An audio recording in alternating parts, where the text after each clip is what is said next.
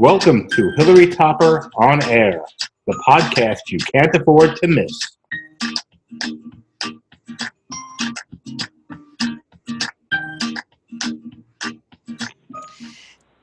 Do you have a child with special needs? Are you inundated with thoughts of how you can best plan for his or her future, especially when they reach adulthood? I'm Hilary Topper, and this is Hilary Topper on Air. Today, I'm speaking with Deanna Eble. She's a partner of the Russo Law Group, PC, Long Island's signature elder law, special needs, and estate planning law firm. So, Deanna, welcome to the show. Hi, thank you for having me. So tell us a little bit about yourself and the Russo Law Group.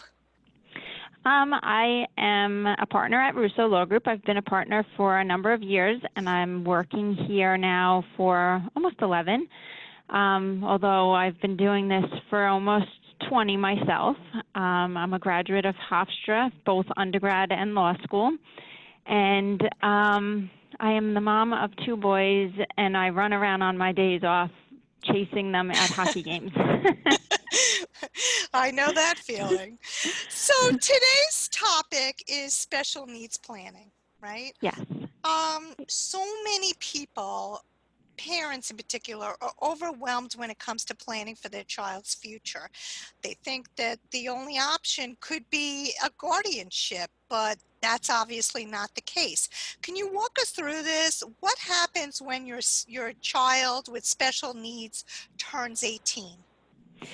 So one of the things that concerns me is that I hear from the general population that in the groups that they're in, with the different programs that they may be part of, some of the professionals that they're working with will automatically put it in a parent's head that, oh, you need to get a guardianship for your child. They're getting ready to turn 18. And I just want people to understand that it's not a rubber stamp here, you need a guardianship, and it's a 17A, which is a simplified guardianship.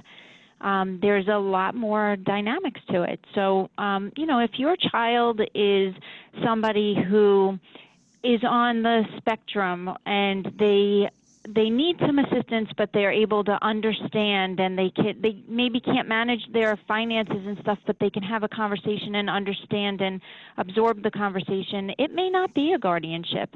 You may just be doing a power of attorney and a healthcare proxy and those kinds of documents for your child so that you then have permission to manage their assets for them. Because the whole stigma of turning 18 is that in New York, when you turn 18, you are age of majority, and then therefore your parents don't have the ability to or the control of stepping in and handling all of that for you just because they're your parents. So, and then there's this other concern in the special needs arena where 17As are being done. They're very cookie-cutter, structured guardianship proceedings that in essence are really and truly taking independence and control away from a child for their parents or somebody that's appointed because we don't want the pomp and circumstances of what they call an 81 guardianship, which is something you would often find with an elder who was fine in the community and then slowly got dementia or something.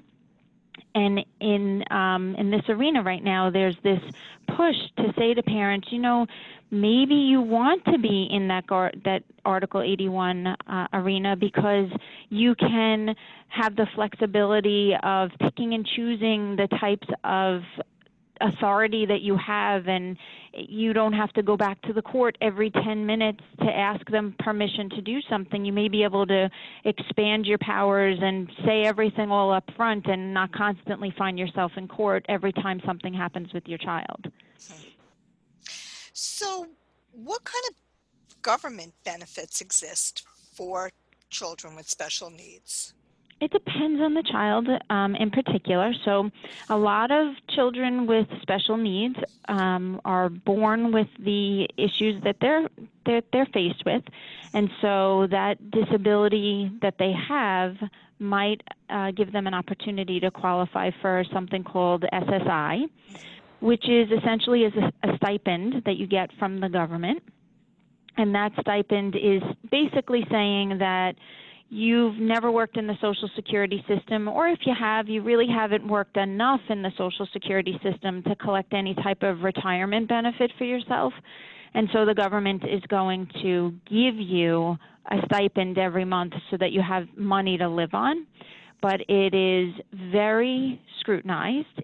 There are strict rules in how much money you're allowed to have in your name as far as assets. They are incredibly particular about whether or not your parents are letting you live in their house, or if you're getting, it doesn't even have to be your parents, it could be you're living with anybody, and if they're charging you or not charging you. You could also qualify for Social Security disability, so that you could qualify in two ways. One, you worked in the Social Security system long enough to meet the criteria to collect on your own Social Security number. And that work history is minimal for somebody who's 18. It increases. There is a tiered structure, so that amount of time that you work in the system increases as you age, because obviously they feel that, as you get older, you've worked in the system more.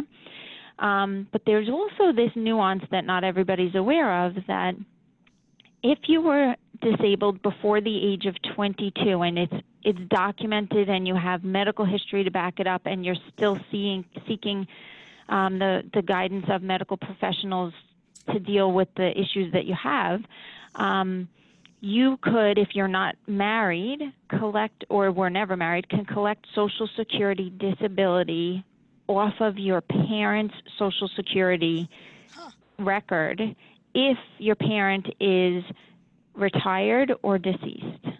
And that's a benefit that is huge because it's not scrutinized the same way SSI is scrutinized. And it also likely will bring more income in on a monthly basis than SSI will. Well, that gives parents a little bit of peace of mind, right? Yes, absolutely. Because the thing that we experience the most is parents coming in stressing over the fact that what happens to my child when something happens to me. Absolutely. So let's talk a little bit about socialization for your child and for parents of children with special needs. So the socialization for the children, the one thing that I can say is children of any age need the socialization aspects. They can't, having them sit in the house and be confined to four walls and only the love and concern of their parents is great, because the child has comfort in knowing that someone's there to protect them, but it is also, the downsides to it is they don't know how to be out in the community and interact and engage with people. Technology has advanced, so everything is in the palm of our hand and we have access to it right away, but at the same time we're forgetting how to communicate and just have a conversation with somebody. And there's a lot of programs out there for children with special needs, run sometimes through Medicaid, and if they get SSI, they also get qualified for Medicaid because they follow the same rules. So there's different programs where there's support groups for families, there's daycare programs. Those are huge. Daycare programs for any person, from child to adult, who is, it gives their parents an opportunity, or their caregiver an opportunity, to have a little respite and get out of the house and have their own world. And it also gives the child the ability to do the same thing. They learn to make friends. Some of these daycare programs, they go on trips. Some of them, they do different types of work-study kind of things where they'll have them volunteer at different work events, at different employment opportunities, so that they can get some experience, so that maybe they can be trained, so at some point they can work in some environment. I have a client right now who is in her 50s, and she works for McDonald's just maybe 10 or 12 hours a week, And her mom was in my office the other day and said to me, I can't go anywhere with her because so many people know her from McDonald's that every time we go to the store, I have to stop and talk to everybody. And I said, that's awesome, because then she knows that she has a purpose.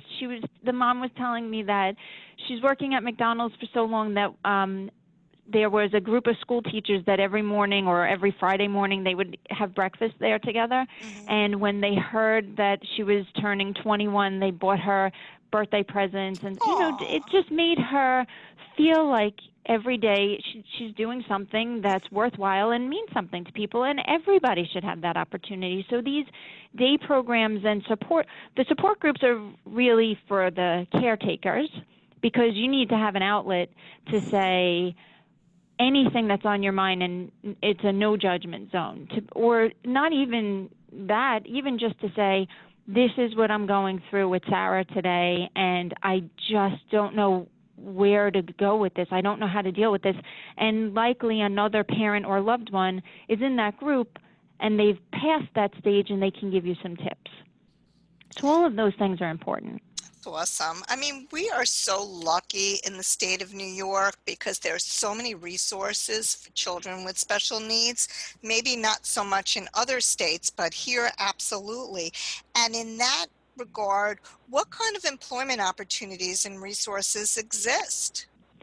So there's a number of different resources. So if you're on the SSI program, that program does have occasion to encourage people to do some work. They want people on their program to have an opportunity to say, hey, I'm on this program. I don't want to be on it for the rest of my life. I want to try and better myself. And so they have different programs called Ticket to Work or the PASS program, which it gives the child an opportunity, young adult, I should say, an opportunity to go out and try and work and not lose their benefits just because they attempted to work.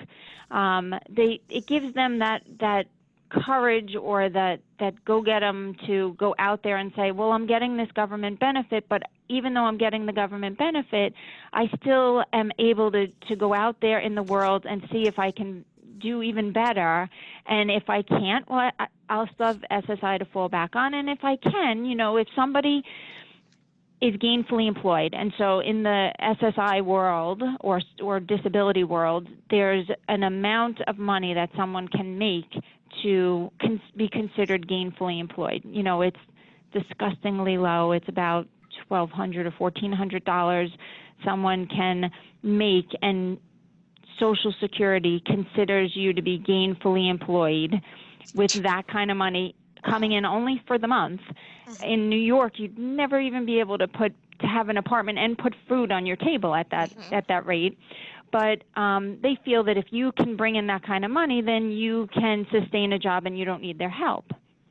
This is an opportunity for those young adults to say, well, I don't want to risk losing my benefits, so I'm just going to stay home and do nothing and not better myself. But it gives them an opportunity to go out and try. And some of these programs are even done through the organizations that Medicaid is funding and SSI is contributing to, because those organizations are making arrangements with different employers to say, I have these young adults who are looking for employment. Do you have the patience to train them and work with them, and maybe it will be a successful transition? So a lot of these programs are through the Medicaid waiver programs and SSI and SSD, so that it does encourage people to come off the benefit and start employing themselves.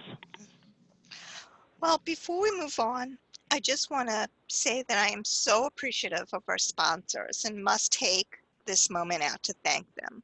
Please support our sponsors and tell them that you heard about them on Hilary Topper on Air. Special thanks to the Russo Law Group, MedPro, and Fortunoff Fine Jewelry. So Deanna, back to you. We're talking about special needs planning. And one of the biggest concerns, I'm sure, for many parents is living arrangements. Can you talk a little bit about that?